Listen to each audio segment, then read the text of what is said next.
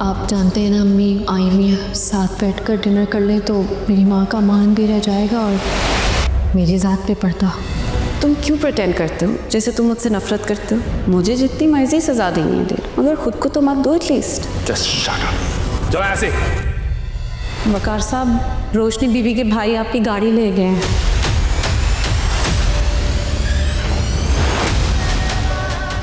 ये मामला इतनी आसानी से खत्म नहीं होगा वकार साहब।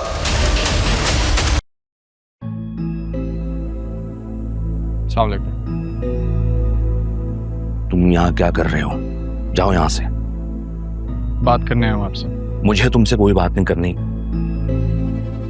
तो मेरे रास्ते से। आप ही के रास्ते पर तो चलता हूँ अदील भाई, इसलिए देखें आज आपके सामने खड़ा हूँ। देखिए, आपके और सैफ साहब के ना मुझ पे बहुत एहसान आता है और मैं इसकी कदर करता हूँ, लेकिन जहाँ इतने एहसान किए हैं वहाँ एक और करते हैं। मुझे तुमसे कोई बात नहीं करनी। और अगर मैं सैफ साहब का वास्ता दूं तो? जल्दी कहो क्या बात है। ऐसे नहीं, कहीं बैठ के कर लें बात। नहीं, यही बात होगी। जो बात कहनी है यही होगी, जल्दी कहो। राहा का मेरे साथ आना तो सबको दिखा, उस पर सवाल भी उठे, इल्जाम भी लगे, लेकिन राहा को अगवा की नीयत से नहीं उठाया गया। इस पर क्यों नहीं किसी ने सवाल किए? क्या मतलब?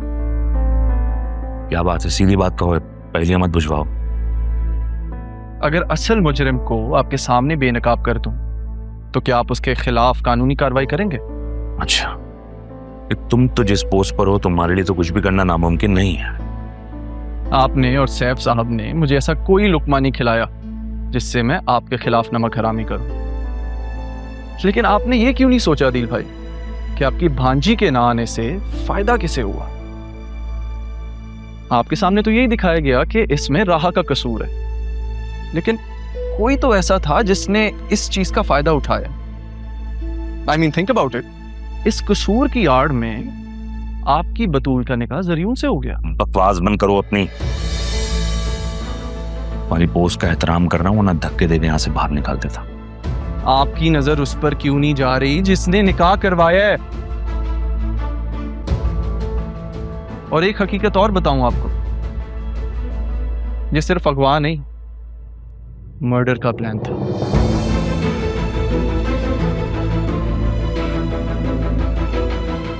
हमारे पास क्या सबूत है इस बात का? सच पूछें तो मैं सच के बहुत करीब हूं। बस चंद सबूत रह गए हैं, जैसे ही मेरे हाथ लगेंगे पूरा केस आपके सामने लाके रख दूंगा। उसके बाद अगर मेरी खता हुई तो जो सजा आपकी होगी मुझे कबूल है, ये वादा है मेरा। बस आपसे एक गुजारिश है मेरी, तारा आंटी और राहा को अकेला मत छोड़ें, उनका कोई कसूर नहीं। आपको पता है उस घर में आपके अलावा कोई सगा नहीं है उनका। सच बाहर आने तक आपको अपनी जुबान बंद और आंखें खुली रखनी पड़ेंगी। अगर इंफॉर्मेशन लीक हो गई तो दुश्मन होशियार हो जाएगा। मुझे आपके साथ की भी जरूरत है। Thank you.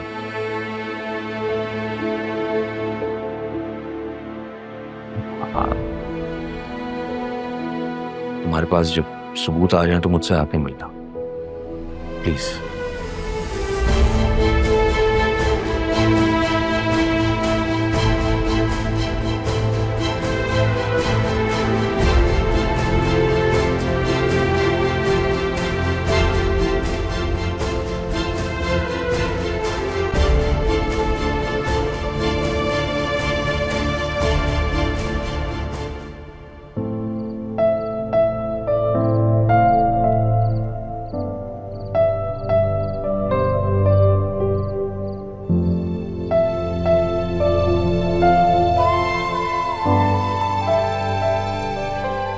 बस आपसे एक गुजारिश है मेरी,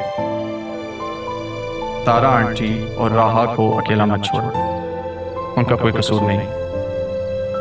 आपको पता है उस घर में आपके अलावा कोई सगा नहीं है उनका।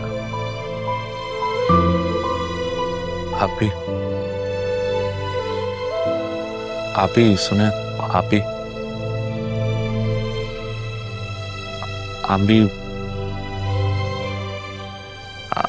आपसे बहुत सी बातें करनी। तुम्हारी तबीयत तो ठीक है ना अदील? जी आप ही।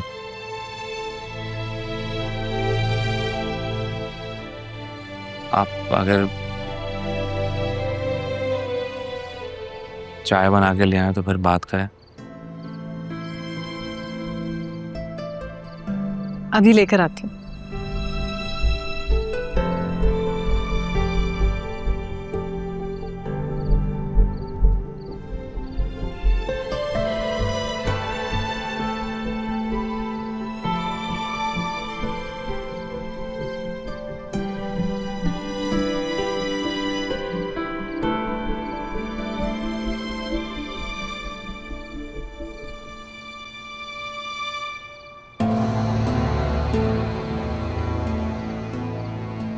आपकी नजर उस पर क्यों नहीं जा रही जिसने निकाह करवाया है? आपके सामने तो यही दिखाया गया कि इसमें राहा का कसूर है, लेकिन कोई तो ऐसा था जिसने इस चीज का फायदा उठाया। और एक हकीकत और बताऊं आपको, ये सिर्फ अगवा नहीं, मर्डर का प्लान है।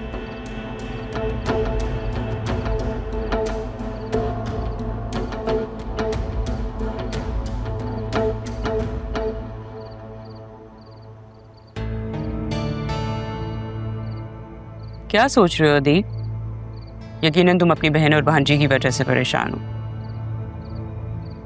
मुझे अभी परेशान नहीं करो, मैं वैसे ही बहुत डिस्टर्ब हूँ। मैं परेशान कर रही हूँ?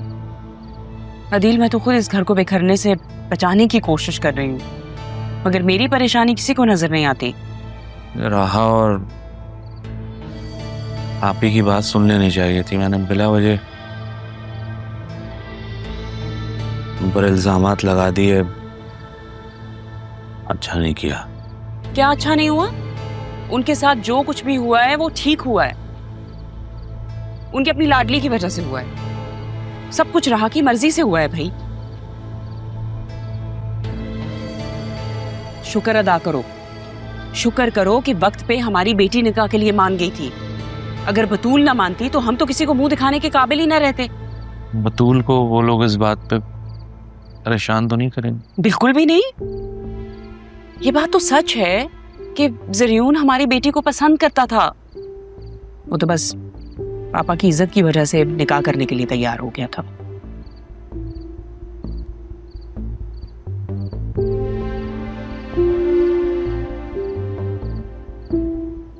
तुमने देखा था ना उस दिन, मैंने क्या कुछ नहीं किया इन दोनों माँ बेटी के लिए। भाई माना मुझसे बहुत सारी गलतियां हुई हैं, बहुत सारी चीजें मैंने उल्टी सीधी कर दी थी, लेकिन माफी तो मांगना चाह रही थी ना। मैं तो अपनी तरफ से सब कुछ ठीक करने की कोशिश कर रही थी ताकि इस घर के रिश्ते सारा कुछ ठीक रहे। लेकिन क्या हुआ? कुछ भी नहीं। नतीजा क्या निकला? कुछ नहीं। मुझे अभी इस बारे में कोई बात नहीं करनी। आसिया, आई एम आउट।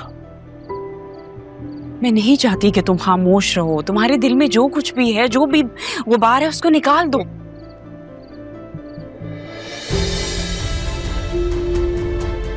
प्लीज यार, मुझे अभी कोई बात नहीं करनी, प्लीज।